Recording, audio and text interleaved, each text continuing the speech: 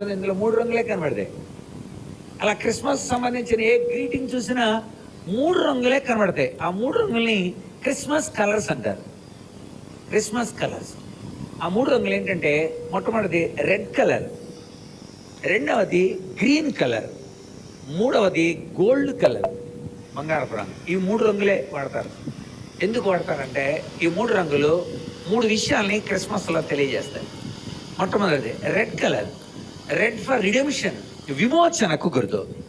యేసు ప్రభు తన శిలువ రక్తంతో మానవాళి కోసం ఈ లోకానికి వచ్చి రక్తం కార్చి ప్రాణం పెట్టాడు అని, ఆయన రక్తం ద్వారా మనకు విమోచన కలిగింది అని అనడానికి గుర్తుగా రెడ్ కలర్ పడతారు.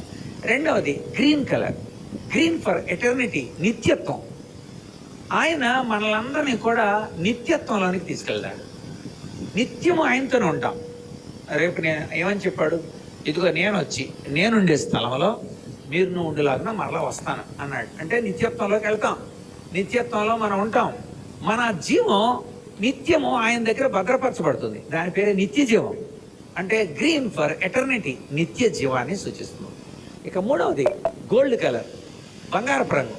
బంగారపు రంగు ఫర్ రాయల్టీ, రాజులైన యాజక సమూహం మనందరం.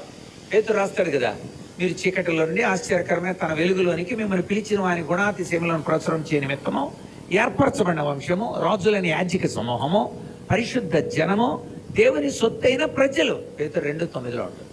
అంచేత దేవుడు మన కోసం ఒక రక్షకుడిగా వచ్చాడు, నిత్య జీవం ఇవ్వడానికి వచ్చాడు.